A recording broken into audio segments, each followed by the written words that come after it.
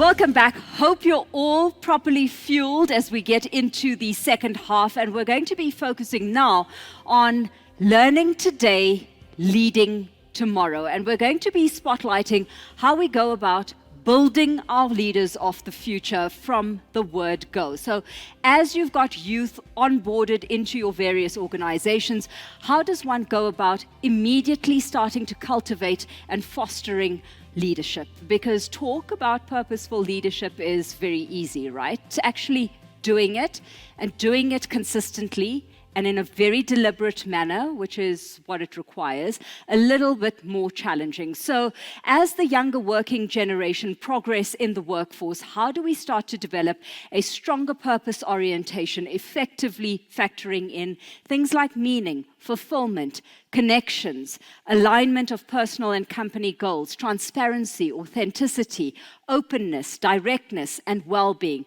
These are all vital parts to this equation, right? So how do we establish a purposeful growth model on which sustainable growth can be based? Well, having gotten her professional start through the Standard Bank graduate program, Lindi Monyae, maybe head of Liberty, or I should correct that, right? IAM, corporate benefits today. But her lived experience, the leadership journey that she's been on, has helped cultivate a deep passion that she now has for empowering people so that they can achieve their dreams.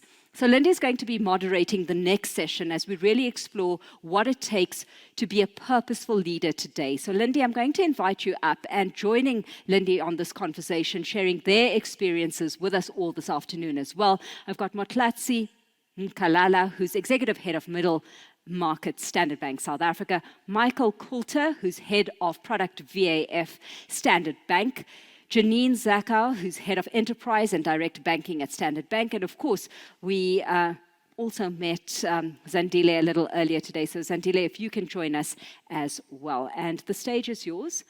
And we will be listening very intently to how we start growing the next generation of leaders. Yes. Thank you very much to the panelists that are up here with me. If you can just please introduce yourself again, Zandi, and what you do. So I'm Zandile Makoba. I'm part of Research and Insights at Liberty, which falls under marketing. Great, thank you. And we move on to you, Motlatsi. My name is Motlatsi Mkalala. I'm the head of middle market for Standard Bank South Africa. I'm also responsible for the mobile virtual network operator license that we have. We call it SB Mobile. So yeah, that's me. Janine, the real Janine. Yes, thank you. And Janine Zakau, we of course did also meet a little bit earlier as well, for those of you who were here for the beginning session. I know that Alicia introduced with a very long title. We like these very long titles, but really what I do is I work with small enterprises in our Business and Commercial Banking South African division. Great, thank you. Michael. Thanks, Lindi. I'm Michael Coulter from Vehicle Asset Finance within Standard Bank, and really what my job's about is making things happen and make things enabled. Short and sweet, Michael. Well, I think everyone knows my name, Lindi Monyae, and I look after corporate benefits, as Alicia said, or corrected herself. What we're going to do now is firstly listen into some key insights that I think will be a good segue to the conversation that we're going to have with what Motlatsi called the tribe. So this is the millennial tribe for Standard Bank and for Liberty, and we'll have some of their views and their experiences actually within this organization, and their thoughts about how we could spread this further in other sectors and in other areas. So let's kick off with you, Zandi, and the insights that you have for us. Thank you very much, Lindi. So yeah, we're coming off the economic section, and I'm just going to borrow a little bit from what we heard from Trudy and Gigi earlier on. And we're really talking about a human response to the economic changes that we're experiencing at the moment. So in South Africa today, you can really be dissed for actually having a job by the employed.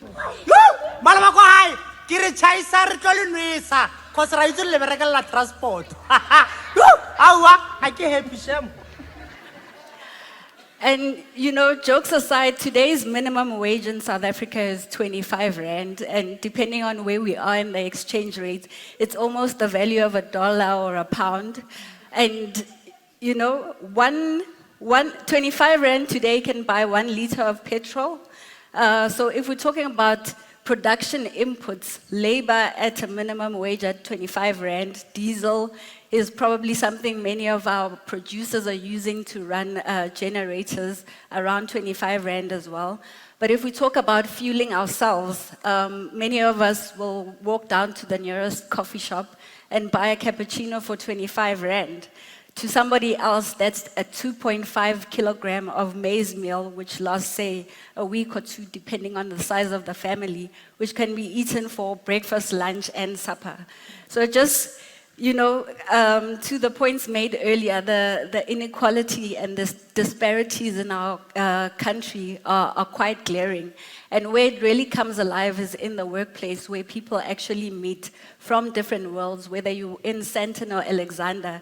In the workplace, you are in the same place, and it shouldn't be that glaring. So South Africa today, we are the most price-sensitive individuals in the whole world, ranked number one against numerous countries in the world. And this is really translating in terms of how we purchase and consume. People are making very clear lists in terms of what is essential, removing the luxuries, and really sticking to that list when they do their grocery shoppings.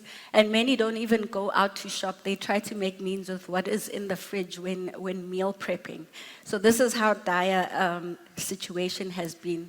And this is obviously starting to filter into where we get money from.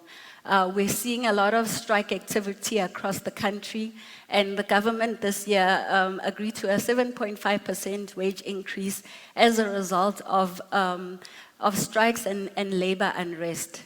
And it's not unique to government. I think we're starting to see that in different subsectors of the economy, and definitely all over the world. In the UK today, they talk about heat or eat. And it's just, one's income not being able to afford heating in the home and food at the same time. And the UK is joined by Canada, the USA. We can talk about Germany, France. Many countries going through the same thing of really having low income and pushing against businesses to make sure that they get something in their pockets. So while, government employees have achieved that 7.5% income growth, overall what we're seeing in the economy is only about a 5.4% year-on-year growth in average earnings. And some sectors are above that line, almost 9.6% there for the business sector. But if you scrutinize that income growth a little bit more, you'll start to see that it's actually the result of a loss and shedding in permanent employment. We've seen a contraction year on year in terms of full-time employment, and that's being replaced by part-time employment in the economy. So, if you look at the PMI index under employment, purchasing managers are just so low in confidence around hiring that they'd rather employ part-time workers. And this uncertainty in the economy, the instability that we're seeing, is also creating job uncertainty. People are realizing that their source of income is really being taken away from them, so what are they going to do about that? So, the main reason why we're seeing a lot of strikes is around wage increases, but the second most important reason we're seeing is also around job security. People wanting to be made permanent employees and getting rid of labor brokers. But within that, we're still sitting with this sense of unhappiness. The income is low, but you still need it. And so people are striking in different ways. And I realize quiet quitting is all the rage these days, but I'm not trying to look like one of those lazy Gen Zers on the tiki-taki, which is why I loudly work. Good morning, everyone. It's 8 a.m., which is when I start my 8-hour workday. I want to be clear. I'm still fulfilling my job duties. But it doesn't take graduating magna cum laude to know that I should be paid proportionally if I go above and beyond. Which I'm absolutely not doing. Just finished my part of the presentation, and no, I will not be doing the slides that weren't assigned to me, Derek. The only difference between quiet quitting and loudly working is really just the volume of my voice. I will not be making the 7 p.m. meeting tonight because I don't subscribe to hustle culture. I think it's safe to say my employer gets it. Sorry. So Lincoln touched on this a little bit earlier, the Gallup study showing that a lot of employees are quite quitting, just doing the minimum just to get by. But what he didn't mention is that in sub-Saharan region, we're actually seeing much more of a trend around loud quitting, which is where people are notably disgruntled and bringing a negative energy into the work environment. And that toxicity just makes it so much more unpleasant for everybody. And, you know, productivity levels will be negatively affected by that kind of energy. So we've got to stop that Trojan horse, and how we do it when we aren't able to increase salaries to the point where people will be more comfortable. What we've seen through COVID is that people are starting to have a more positive view of employee benefits and the deductions that come from their salaries around that. Around a quarter of workers are actually seeing that there's a benefit in terms of, you know, having that life cover, having that pension fund come off. And quite critically, as we talk to millennials in the workplace today, in the millennial component, 50% of employees saw this as a huge improvement or a huge value to them being employed. So in response to that, we're seeing around 7 out of 10 organizations actively increasing their employee benefits, and a lot more participation in terms of the C-suite, in terms of making those decisions, bringing in our CEOs into the decisions around which benefits we include, how we include them, and really having a collaborative conversation with employees. If we looked at the 5 key benefits that employees do look for in terms of employee benefits, it's really about not being punished for being human, you know. If you're sick, can I still have pay while I'm off sick or medical leave? People want to be empowered and able to create career movements. So number 3 there is really about career development. As technology takes over, are we providing the kind of skills that will enable people to pivot themselves and still be in employment as the world around them changes? But what's in it for the employer when we talk about employee benefits? It's very easy for us to say, you know, give your employees this and that, but what is in it for the business owner? Last year, Liberty paid out more than 4,400 death benefits to families. And people who got disabled, we're counting around almost 4,000 people who got income protection after becoming disabled. So the impact on these people as their ability to make life happen changes is really improved or made better by having these. But what remains in the businesses is that as colleagues watch former colleagues leave the building no longer being able to work, or as they say goodbye to colleagues they used to work with, they're left with the sense that the company really cared. The company really did enough to make sure that we're able to, you know, bury our loved ones or make sure that their children continue with education. And this is where it really builds goodwill for a business to be able to provide this. No one remembers the Liberty name, they remember the corporate name. But what we're also seeing is that many employees don't understand their benefits. So 33% of employees say they actually don't understand or have an appreciation of the value of their benefits. And many, you know, between 40 and 50% saying that they don't even understand how these things work. What is this disability count, the disability grant, or, you know, your medical aid, how does it work? Lots of confusion around this. And this is where, you know, an elevated financial literacy is very useful. What we've seen at Liberty through the Mind My Money program is that this is something that employees really need, especially during these tough economic times when they don't have the means to make things happen. This year alone, we've seen around 8,000 people go through our Mind My Money program. 50% of them actually go on to seek a financial advisor or financial planner to help them with their finances, and another 30% look at their credit score for the first time and really understand where their debt levels are and how they should move beyond that. And just taking away that financial stress from your employees just enables them to be more engaged as they return to the workplace. Unions are going to be a continued part of our lives, and maybe it's not such a bad thing. Maybe it's not something we should see negatively. From 2014, we've seen 500,000 employees now join labor unions, and there's been a 10% increase in the number of unions to 220 in the South African economy. So it's something that's going to stay with us, but what we've seen in global studies is that companies with unions tend to have lower worker turnover, and that allows them to retain a lot of the experience that they have in the companies. But what we also see in Norway is that unionized companies actually show an improvement in productivity by having these there. And then the last note is really around doing right with our employees.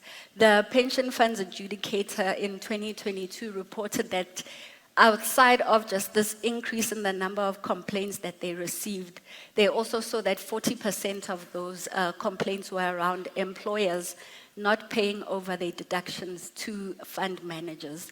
And businesses do go through their financial stresses and so on, but communicating with your employers and making sure that they truly understand and walk the journey with you, as opposed to, resorting to creating complaints. One doesn't need to get to this point if they take their employees with them and just level with them and respect them as human beings. Thank you. Thank you very much, Zandi. We'll get you off the stage. Thank you. And let us talk about what you were presenting. So just listening to what Zandi has presented, what stands out for you? I think there's some key themes that Zandi touched on. Specifically linking to our topic of the day of purposeful leadership, there was two things that stood out to be quite big. And one is the difference between now and in the past. So if we look at the impact that society has and how we have to think about how we run our businesses today, it's much different than it used to be in the past. And if you also think about how we have to think about our employees and how we have to engage with them, it's no longer we can just put the benefits on the table or put our strategy on the table and just walk away and let them run with it. It's that engagement that's got to happen, and it's a big transition, in these days and times. Definitely. You're touching on the care element that Zandi spoke to. People wanting to know the organization cares. Have something to Yeah, I think for me, when she actually spoke about the 25 rands as the minimum income, I thought, wow, if you think about the cost of living in the country, but also if you think about, as leaders, you always have to ask the question that says, to what extent do I understand how the cost of living in the country impacts our own employees, and how are we participating meaningfully in understanding that? Because one of the things that we're seeing as well is that you can't expect people to come to work, half of them. They come to work as a complete package. And therefore, if there's issues that you don't want to know as a leader about them, particularly around the issue of cost of living, you're definitely not going to have a productive workforce. So we have to take interest. So that, for me, I think is quite an interesting insight when she put it at 25 rands. And then I also remember Gcwalisa. And it's true, Motlatsi, no employee comes to work and take half of themselves, and leave that half of themselves at the gate, and the rest goes in. We go in as holistic people. And I think the audience here and virtually would actually attest to that.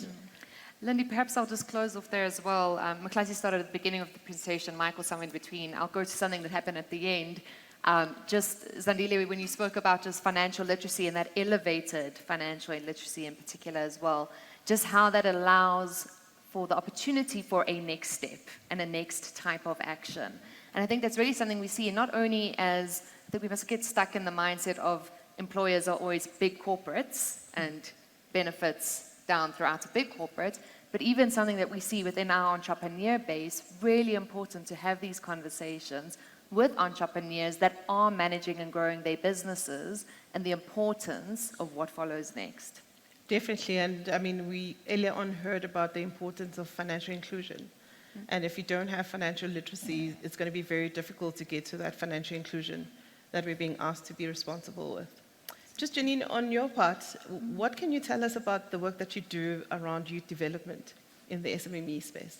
Fantastic. So it's a very interesting space to be in, and I suppose what we always try to look at is the youth that doesn't want to go into employment or sometimes cannot find employment. So there's a very big sustainability element and survivalist element when it comes to youth going into entrepreneurship. And what we look at as Standard Bank is how do we cater for that full spectrum? I spoke earlier, but you may have missed it or forgotten, so I'll say it again, that as Standard Bank, we are there to be for every moment that matters in a business's life stage to start, manage, and grow. And that start place becomes such an important one, particularly when we are dealing and speaking with youth who potentially are starting their first business and potentially are looking towards a bank or a financial institution to provide them with their first loan, for example, to get going and get started. Interestingly enough, I think what we find is youth doesn't preclude you from any of the normal things that any entrepreneur or business struggles with, right? You still need access to markets, you're still looking for access to funding and access to some form of resources, skills development that you might not have access to by yourself. Remember, when we speak a lot entrepreneurs, it's a lot of times one person shows, and you simply cannot have all the skills that you need as a one-person show. So what we really look to do is come in at every single one of those points and try to see how do we support and get that business started. Miles spoke about just start. Yes, absolutely, just start. But how do you give the tools and the techniques and the guidance to start in such a way that you don't necessarily need to go through all the pitfalls that others before you have gone through? How do we pair you with mentors and give you somebody to talk through? And it's a great thing being, again, a bank with a very wide ecosystem, because we're able to pair up a small business with a larger business that's already doing it. And even in a competing space, there is such a willingness, we find, from the bigger corporates to really take small businesses under their wing and support and help them to grow. So that's a large part of what we do. We've run numerous programs, and please don't get stuck in the mindset of we put you into a program in a nice big hall like this and we take a bunch of entrepreneurs through very generic content. Not at all. We believe in how do we actually give you something so that you can walk out and you already have something in your business to work with. And that's a very important part of that start. So we talk about programs to help you develop on your business, in your business. If you're lacking a marketing skill, how do we get you to market your business during a program so that you walk out and the marketing's done? So we really look to find ways for entrepreneurs to get things done in the development and the work that we do with them. I just want to take it, because I've spoken a lot about sort of the work we do maybe with entrepreneurs more broadly. Just something I want to reflect on internally as well, and we're speaking about youth and we're speaking about leaders of the future. I think something I really do appreciate about how we run internal programs is we've got a fantastic graduate program as well. And that's how we start bringing youth into a corporate setting now and set them up for success. One of my favorite things is sitting around a boardroom talking to a number of executives, listening to their career history. Most of them did not start like mine did, but instead they often tell me about how they started at the Standard Bank grad program. And I think that is something that is really also something to be proud of. No, definitely.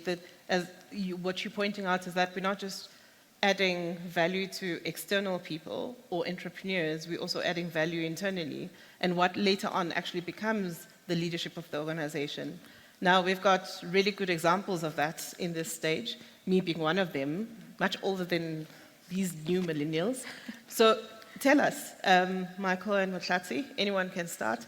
What do you think has been the value of being in the graduate program, and how has this changed or developed your leadership style? You can go. Thank you. Okay, great. So I think it's important to acknowledge in the spirit of transparency that I can no longer be classified as youth either. Okay. I joined the Standard Bank 19 years ago, in the graduate program, and it was a fantastic experience that's kept me there till this day. So the items that I've learned along the way that are key is really through many of the programs that they've run, but not least of all the engagements with senior leaders that have helped us to be who we would like to be going forward. Lincoln being one of the examples that presented earlier today. I think what we get from a program like, or a youth development program like the graduate program, is items like knowledge transfer. We can see how leaders model themselves, for example, in purposeful leadership. And we can also have someone to touch base with when there's tough decisions around. Specifically when you're young, it's hard to be mature because you haven't learned that yet. So to have a wise old hand in the background always helps. And most of all, the attention that the senior leaders give to you when you get through a program like that is really what can make you. So that's how I've seen it. Yeah, great value, especially the support system. Yeah. Sure. I think for me as well. So I was looking at the median age of South Africa on the numbers that have been released is 28. So we are no longer in the youth side, but I think we are young at heart. So I joined the graduate program as well in 2007. I think that's like 16 years ago. And I mean, the experience, I was actually reflecting on it because I come from a township called Tembisa, and I went to Ingqayizivele High School, and then I went to University of Pretoria. Then I had an opportunity to get to Standard Bank. Those journeys are quite important. Why I mention them, because the graduate program, the way it was designed, the first 3 weeks, we were kept together, which means it was the 3 weeks all the way to payday, because it understood that some of us would not have money to buy suits or get transport or all of that. So that first 3 weeks was quite important. So when I got my salary, the first salary, I got to understand, the power of that first 3 weeks and how this graduate program was designed. So that was the first lesson. But the second piece of it, I think for me, coming in spaces where you don't even have exposure to such programs as you grow, or mentors, or as you grow up, you start also battling other issues as you get into the world of work. You start to realize that, oh my goodness, I'm not well prepared from a life point of view. So, you deal with imposter syndromes, you deal with all of these challenges. But the program is designed in a way that it gives you access to tools and to people who've gone through the journey before you. So you can learn from them and how best to make sure that you become the best version of yourself. I think that was the second biggest thing of how I realized on the program. I think the third thing about the Standard Bank graduate program and how intentional it was is that you actually come across people who become angels in your life. They just voluntarily decide that they're going to take you and become your career sponsors, right? They don't have to do it, but they do it. And as a result, that's why 16 years later, I'm still sitting here.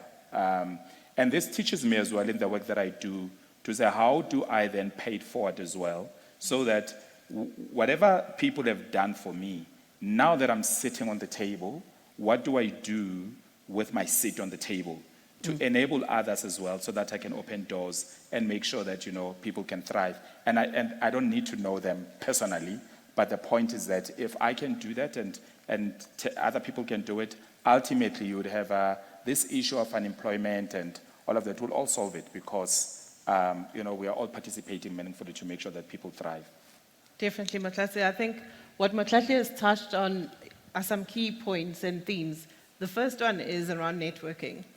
At that point, and both of you have mentioned things that I experienced in 2002, both things that I experienced around networking, because you network at that very early age, but then later on, these are the same people that you will be touching on and depending on later on. Then the second one is around mentorship. Having someone to mentor you through the different stages that you're going to be going through and your career progression. And then the third one is the sponsorship. Now, it's very difficult to get a sponsor because sponsors believe in people that they understand, people that they've gotten to know really well. Now, those are not things that are probably just unique for Standard Bank or for Liberty. These are things that are unique for any organization. So if you could talk a little bit about what are you guys doing, or what have you seen, any of you, around how mentorship and sponsorship plays a role in developing future youth. That could be used in any organization, small or big. Maybe I'll start. And I think I'll also use myself as an example because from there I can draw some insights, right? And I think when I started in Standard Bank in 2007, I asked the question, what would it take for me to be promoted to be a manager in the next 12 months? I don't know why I asked that question, but I asked it. But it was an important question because only at that point then I started to understand this concept of mentors, because then my manager then clearly articulated what I needed to do, but part of it was around brand management and how do I manage my brand in the organization. Then I started to look for people who I think have the type of brand that I aspire to, and we started to have this mentorship conversation. And through that, 12 months later, they've helped me to make sure that in that 12 months I can achieve that goal. That became very important to understand the power of a mentor, but a mentor who also can become a career sponsor. Because when they become career sponsors, you are able to move. Hence, that's the work that we would do as well today. That I'll just give an example before I pass. So in one of my previous role, looking after Tshwane, I was doing branch visits, and I find a teller who's starting to become a chartered accountant. She's actually writing a CTA, paid for herself, right? And we're like, okay, it's not right for you to be in this role. What can we do? Later today, that teller, she's a finance manager in SB Mobile. So that's what we should be doing in paying it forward from a mentorship point of view. Great. And again, you highlight a big point. Performance goes hand in hand Correct. with this mentorship and this career sponsoring. Yeah. It's not as if someone is going to just hand you over the next position Correct. that you have. Yeah. Thanks, Motlatsi. And great work on the teller. Yeah, no, thank you. Sure, I'll go first. Okay. So I think just to add to that, and maybe one other element, because there is a fine line between mentorship, sponsorship. Of course, one person can be both those things as well, but a sponsor really puts you forward, sometimes for roles and for progression that you wouldn't have automatically even put your own hand up for. That to me is a great example of sponsors, at least sponsors I've had throughout my career at Standard Bank in particular, who've really propelled me to the forefront for things and then opened many doors as well. And different to mentorship, when mentorship is a bit more long-term, or we're working on a particular skill, or we're learning to navigate the organization, all those things can be taken very for granted by somebody who's been in an organization for multiple years and is really appreciated for youngsters coming into an organization to help to navigate that environment. But there's one more I want to add to the mix of mentors and sponsors, and that's connectors. And it's not an official term, so please don't Google it, because you'll find sponsors and mentors, but you won't find that. That's a Janine term, this. But just connectors, people who will just take the time to connect you to somebody else, knowing potentially very little about you. So sponsors tend to know a bit more about you. They really put themselves on the line when they put you forward. But the connector is somebody who's just willing to take the time to say, I can't help you right now. I don't have anything for you right now, but you've reached out to me. Let me connect you to other people who I believe can help you or might be able to mentor you or might become sponsors of yours later down. And I think I've really learned to value that. I don't have time necessarily as well to mentor absolutely everybody that asks, but I can certainly be a connection for you. And I take the time to do that. Others have taken the time to do that for me. Absolutely, great point. I just want to add a point on this, but also link it to the previous on youth development as well, is I think sometimes we see this from the purpose of the person who benefited, but it's actually not just that simple. It's actually a tool that organizations need to adopt to drive their own agendas as well. So by having a mentee, you actually start to learn what are people thinking at that level, what is concerning them, what things are happening that you're not necessarily aware of. And it's also a tool by which you can drive the culture that you're trying to instill in the organization or company.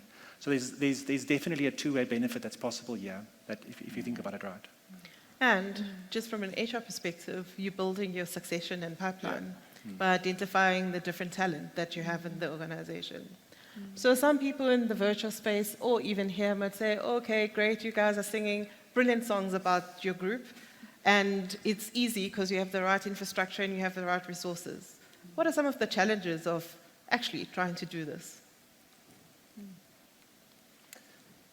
Is it me? Yeah. I guess also maybe there could be challenges on alignment with purpose, so your purpose and the organization's purpose. So sometimes there could be those conflicts, but also what you find as well, I find if you're doing it because of it's a tick box exercise, because the organization is going to ask you that, who did you mentor? Do you have a mentor? Then it's not the right thing to do. So it absolutely has to come from the heart. It's something that you would want to do. But also the other difficulty about it is that understanding that people generally come from a certain context, and you have to understand the context of which people are coming from so that you can be able to tap into them. So that sometimes can be very difficult. If you think about the situation we find ourselves in the country where our contexts are different, but you have to understand everyone. So that can be a challenge as well in making sure that you are authentic. You can authentically mentor people or lead them authentically. Yeah, because it does mean that you need to be fully vested. Correct. With no benefit on your side. Thank you. I'll add from my side. I think, I reflect on your story, Motlatsi, about you were clear about saying, how do I get to be a manager in 12 months' time? I think from a slightly different perspective, I often get approached by others asking for mentorship, but not entirely sure why. And I think that's a big challenge. I used to say, go and figure out why, so be clear about why, and then when you're ready, let's have a conversation. What I've realized subsequently is people don't articulate it because they don't really know their why themselves. And part of it is taking the time to guide and support even. You believe you need mentorship. Can I help you understand maybe why you believe you need mentorship? So helping people to get to that realization. There's also something, maybe for the gents in the room, I do find this quite in particular, for the women in particular who do ask, I think sometimes as women, particularly some of the younger women, they feel really ashamed to come out and say how ambitious they are, so they don't necessarily want to articulate it in as many words. So part of it's also about giving you a platform to feel very comfortable to say, actually, I would like to be, fill in the blank, the first female, whatever that might be. Thank you. Right. I think one of the biggest challenges is how we have to balance things these days. So you've got such conflicting stakeholders that you've got to please. So you've got to have the staff who want their best benefits, their best pay. You've got to have the shareholder who wants best returns. Customer wants lowest price, biggest value. You've got the government who wants to make sure it's all done in the box that they've defined. Sorry, governance rather. And you've also got society who has expectations. I mean, how can you make money in this kind of economy, kind of things? And so really, the way that you have to think about this is how do I engage and make sure I understand these views, position myself or my company as is appropriate, given what each of these stakeholders need and want and are going through. Yeah, and I guess what we've heard from this experience and lived experience is that at the most basic level, we've got results to produce for any organization. That's what we all there as leaders. However, beyond that, we have a much more bigger contribution and much more bigger purpose to build up the leadership that we want for the future and for the sustainability of those organizations. And taking the time, even if it is at small incremental levels, to create that development in a structured way, and having people like graduates earlier on that will be later leaders in your organization does pay off. And not only for the organization's sustainability, but for the results of that organization. So over to you, Alicia, and thank you very much to this great panel. Thank you.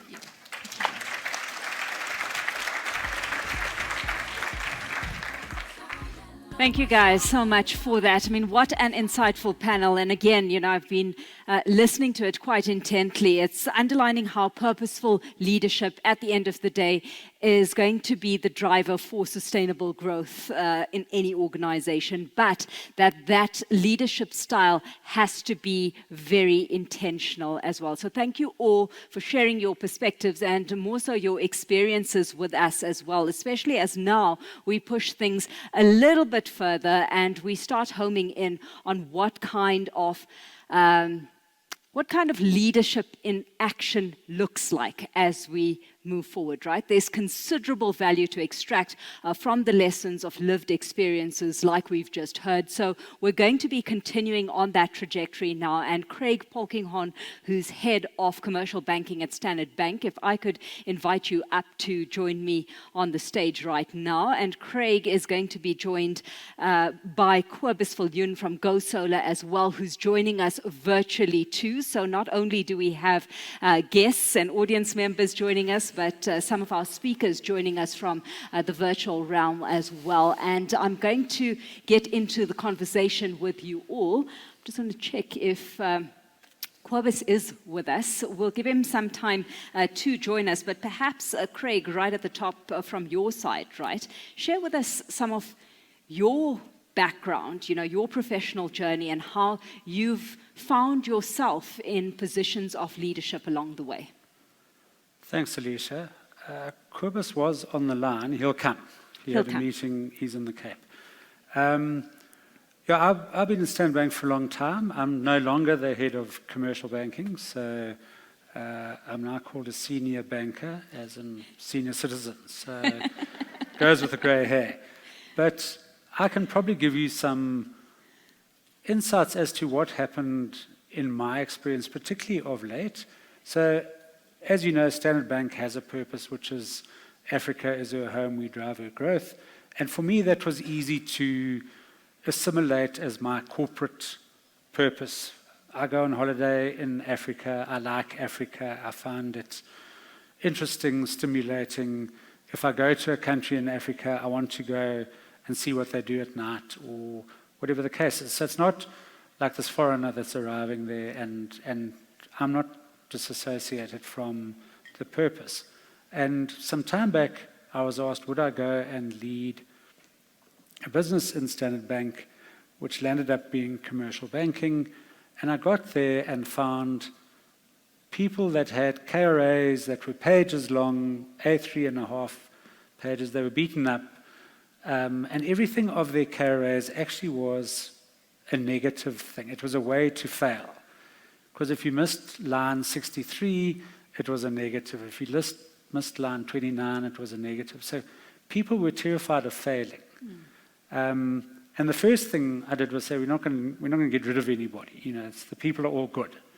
And I was in Cape Town last week with some business people, and I sent Simone a message to say, I need to talk to you. I want to tell you the people are good. So then I said to everybody, and I did some back of the matchbox maths to say, we've got about 30% market share, give or take, maybe it's 25. This is what it contributes to the economy. If we can grow our client base by 10%, it would add 0.1 to GDP. So I said to everybody, do you know that we can change GDP? And everyone was like, there's no way. And it fitted with Africa as our, and this is a South African comment, Africa is our home, we drive our growth, can we change GDP in SA? And people were like shocked that we could do that. And I truly believed we could. And I'd go home and tell my friends that you're not going to believe it, but we actually have it within our power to change GDP. And they were all like, yo, it needs it, kind of idea. And that became like a rallying cry. And we then fitted things into it that would support that. So the idea that we deal with the most interesting people and businesses in the South African economy, we used as a motivating factor for our own people, for them to see the people on the other side of the fence as the most interesting people in the country. And if I say to you, who's the biggest private liquor distributor, or who's the biggest liquor wholesaler, private or corporate in the country, it's actually a private person, our client. Who's the largest private fuel wholesaler? Our client. Who's the largest pork producer? first generation immigrant, our client, 30% market share. Bakers Transport, you see them on the road all the time, and you'll see them more and more and more now that I've mentioned them. They're a client of ours. So you see all these people, and we'd send messages on the WhatsApp group and say, oh, saw another Bakers Transport thing. So people got proud of the fact that all these visible things that we saw were our clients, and we were able to support them. We introduced young people to go back to the youth, and this, Cobus, is going to be a good segue to you because I see you on the line.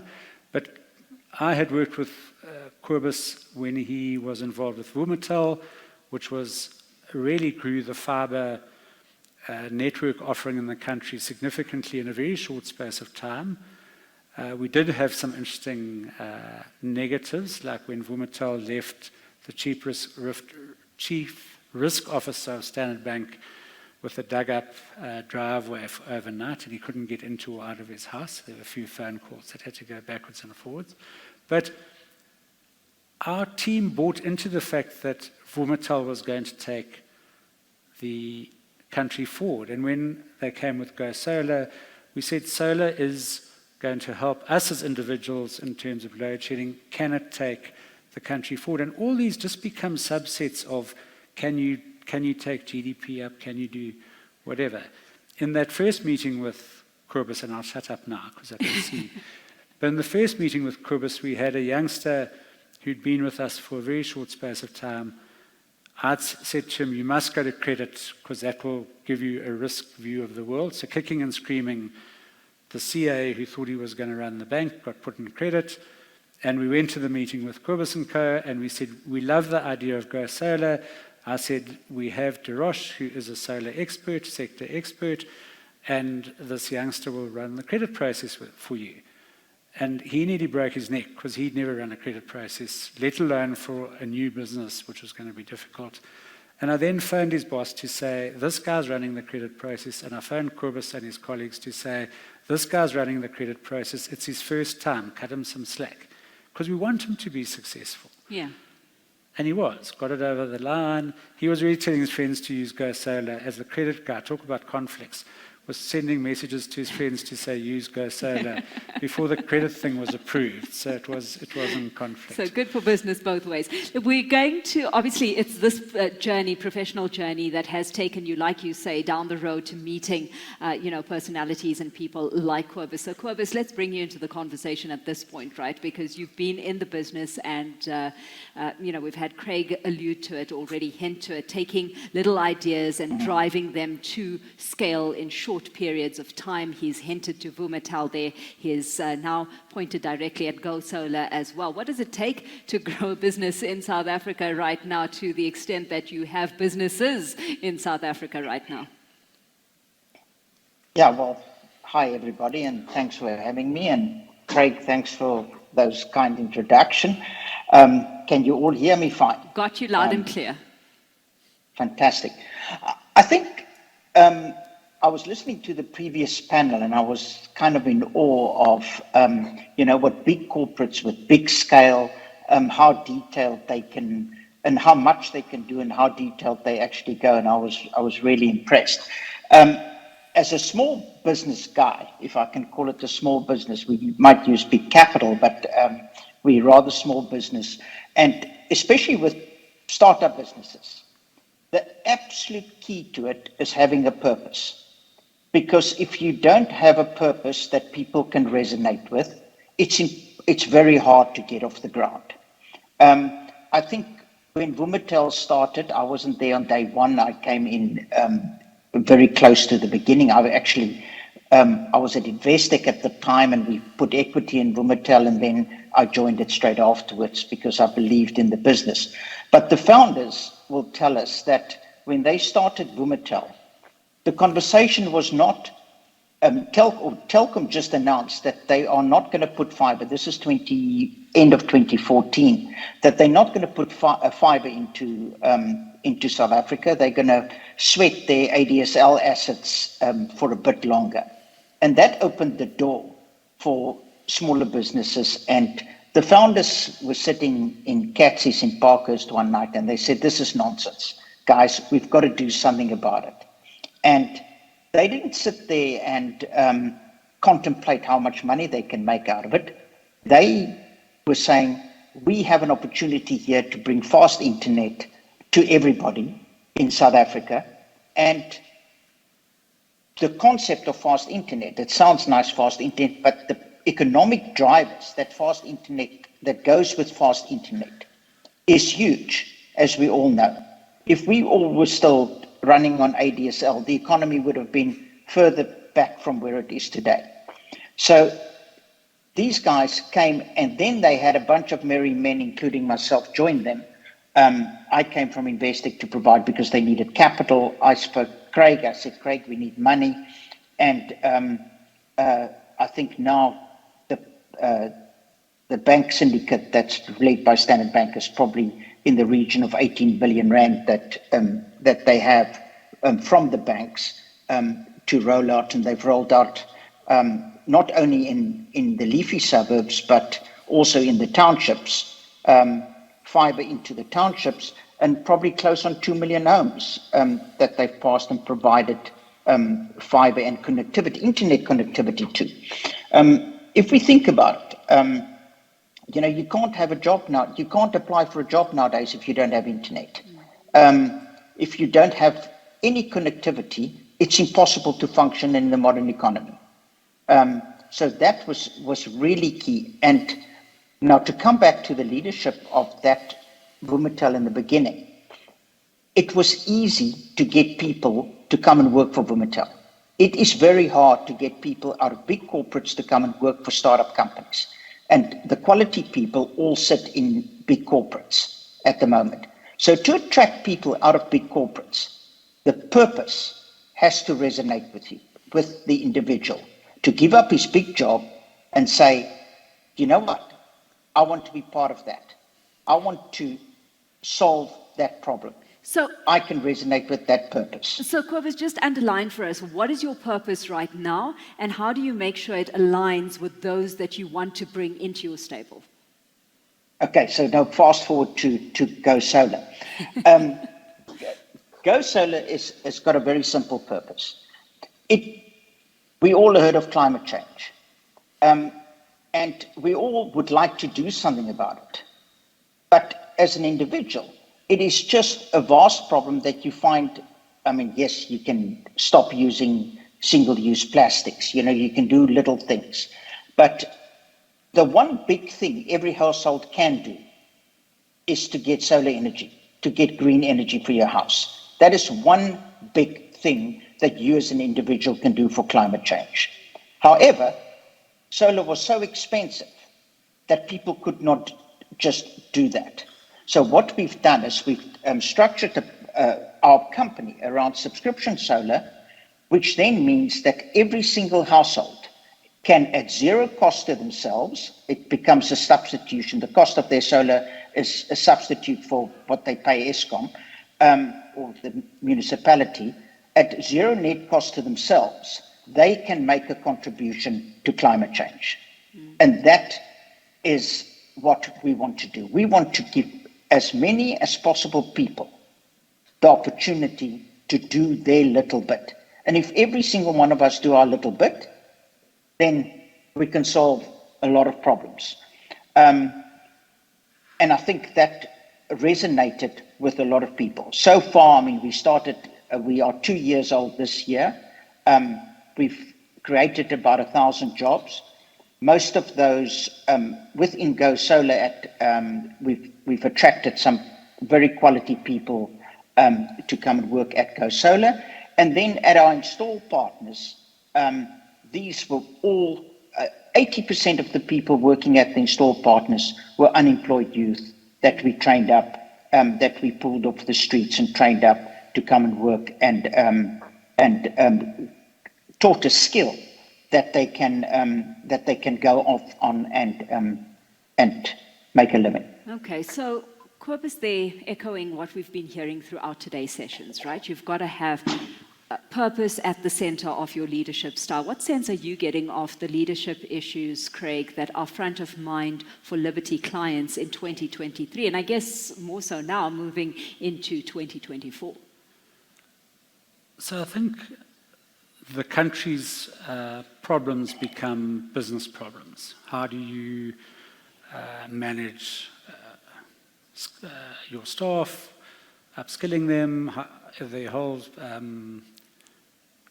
power situation, security of power, all those are common problems that we all have. In different sectors, there'll be sort of nuances to that. But I think the country and the country's leadership has similar problems. I think there's a huge opportunity in harnessing culture and diversity in a positive way.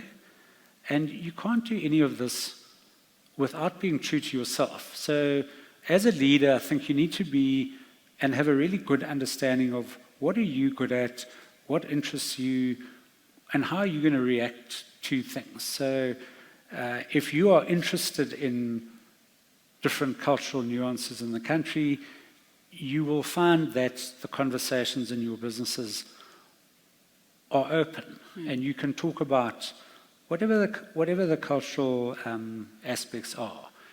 I think if you are really interested in, I don't know, cycling, and you can get everybody in your business to be keen on cycling. I was at Food Lovers Market on Monday for a 1-hour meeting. They talked about cycling for the entire meeting, and they all talked about cycling. Their bicycles, their people walking around in lycra. They sell carrots and broccoli and stuff, but their passion is cycling. But if you know what your thing is, then I think you'll attract people to you. And if you sponsor something that's related to that and everybody buys into it, everyone's going to align with that, whether it's aligned to your purpose or whatever it is. I think so being true to yourself is really important. Okay, so Cobus, getting this alignment, right, is all good and well. To what extent do you actually see it translate to the team delivering on company objectives, to your targets, to your growth at the end of the day? That can't be something that we kind of gloss over, because that's the business imperative at the end of the day. Yeah, I think to come back to, I agree with what Craig has just said. I mean, we've got all corporates have got a structure. At the top end, you've got, you create that purpose that people has to buy into. And then it has to go right through the organization. And every single body, if I go and wake up the most junior person in the organization in the middle of the night and I shake them awake and say, what is the purpose? They must say it in their sleep. So it has to we have to live it day to day. Every single day people need to hear it, buy into it. And it's only if people really, really believe it. And Craig's word of, you can't fake it. There's a lot of fake leadership around. Real leadership is authentic, and people absolutely, absolutely believe it. If people don't believe it, because then they will get found out. And therefore, it's management and team members have to hold each other accountable and got to figure it out. And I promise you, if it's real, the ones that don't buy into it disappear quietly out of the organization. So it's not hard. And how has that... Can I give you an example? Yeah. So we agreed that we wanted to change GDP or influence it or drive it or whatever. And we then had the budget meeting. And I was new in the business and mindful that everyone was glaring and staring and thinking, the new guy, And so I said, what can we do next year? Just gut feel, just so that we all align. So two ladies went first. They went 5% and 7%. Bottom line up, and then there were some 9s, and they were all single-digit things. And then a fellow who I'd worked with before was towards the end. There were about 12 people in this discussion. And he said, it's north of 15 and probably closer to 20. So I said, yeah. So anyway, and so round we went, and everybody was below kind of 15. And I said, well, the answer's 24. And then there was like absolute chaos, because they said, but we've never done double digit. We can't do double digit. I said, of course we're going to do double digit. We're going to find clients that are going to grow and are going to change the dynamic of the country. We can't just go with the same old clients and expect to change GDP. We've got to go and get the Vumatals or the Go Solars or the fastest growing agri and the food industry, if that's a high growth sector. I said, in the chosen high growth sectors, we want 5 of the top 10. Yeah. 7 of the top 10. Anyway, we agreed to disagree that 24 was going to be the budget number. And you could see they went home and told their spouses that their bonuses were going to be, you know. We did 23.8. And everybody then, thanks, it wasn't me, it was just everybody then bought into the fact that if you employed someone, you had to employ a 24%. Yeah. You couldn't employ a 5%. And the skills changed, the energy changed. If people came and said, could they spend money on something, say, is it going to help us? Yeah. And they'd say, yes. You say, well, spend the money. You know, and that gives you so much leeway to do things. So. Exactly. So you've put some of the numbers on the table, and I was going to ask you, Cobus, you know, that business philosophy or that leadership philosophy that you're driving through your organization, how have you seen it? They grow so fast they can't tell you how fast. Okay, so let's put it this way. How has it changed your business trajectory, this philosophy that you drive through? Well, it resulted in complete disasters at some point in time because we grew so fast that and we set out in the beginning to say that, you know, customer service is actually at the center of this, of what we do. And then we grew so fast and our customer service turned out to be our Achilles heel. And we just could not cope. And as a result, we had to slow down, fix that, pick it up again. So we are not driven by a bottom line. We are driven by other metrics, which is to get people to get value out of their solar, because it has to be managed properly and spec'd properly for people to get value out of their solar. So we are driven by our customer service metrics and the value that people get out of their solar. If we can get that right, the rest of it will take care of itself. Okay. Because otherwise we're just chasing cash, and that's not a sustainable solution. Yes, and that's the conversations we've been having, right? That it cannot just be about the profit line. So what's your advice, Craig, when you approach clients, you know, and in your interactions, when it comes to incorporating now this purpose-driven approach into their leadership style within their organizations? What do you tell them? What's the 1, 2, 3? So, Alicia, first of all, what do you tell your staff? Because you've got to get them on side. So, and I'd like to give you an example. When you all recall when that very sad thing when the Parktown child drowned on the school camp, and I still find it difficult to contemplate and talk about. And I came back and I was very moved by it. I happen to be a good swimmer, and I came and said to our guys, you all earn enough money to go on a holiday to the coast. Who can't swim? And the senior finance guy said he can't swim. So I said, right, who wants to go for swimming lessons? And so we sent people to swimming lessons. And they went in groups of 4, and they'd creep out of they went during the day, so the work day. They'd creep out of the thing, like sort of quietly, and they went and learned how to swim. And then I got the video of everyone swimming, which I shared, and we celebrate stuff, and they all came and rang the bell, and it was like a big thing. Then we had COVID, and this year I said, okay, 16 people went that time, out of 200, call it that. Then this year I said, okay, who can't swim? So 20 people signed up to go and swim. This time when they went, it's like a rite of passage. I mean, literally sun hats. They didn't put their costumes on in the office, but it's a status symbol to go and beat your fears. Yeah. And it's a complete turnaround on how do you. It's amazing because sitting here listening, it seems so small. It seems like such a small action to actually put into play, but it means so much, and it can translate, into being so much. And then to answer your question on what do you tell your clients, you tell your clients, we deal with the most interesting people in the country, and we deal with the most interesting businesses, and we find you like that. And they look at themselves and think, oh wow, we're in a interesting group here, and they tell their friends at the bars, and then the friends phone and say, Motlatsi said I must phone you. You say, yeah, you should have. Come and be with us.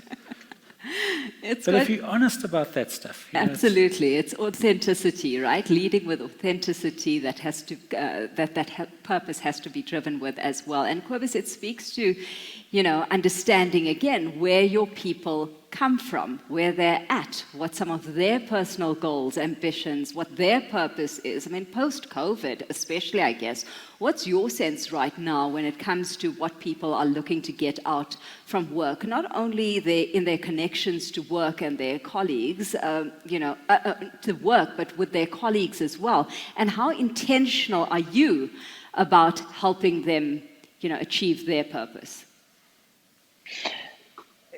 Yeah, as a small business, it's a lot more difficult than a Standard Bank or a Liberty. I can tell you that. We don't have streams of people that can manage these.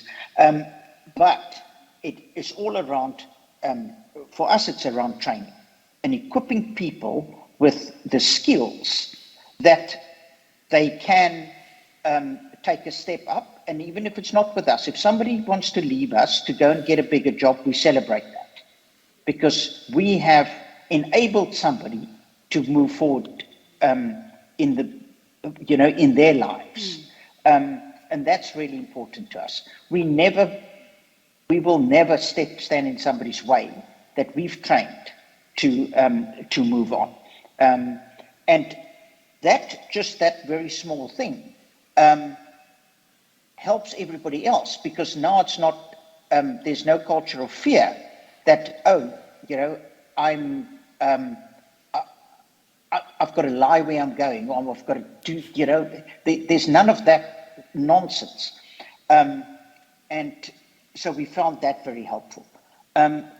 We have, on a financial level, we don't have the money to run these big programs, but what the staff has done, and that's really encouraged me, is everybody takes some of their share incentive scheme and have allocated that to the installers, to the various installers around the country.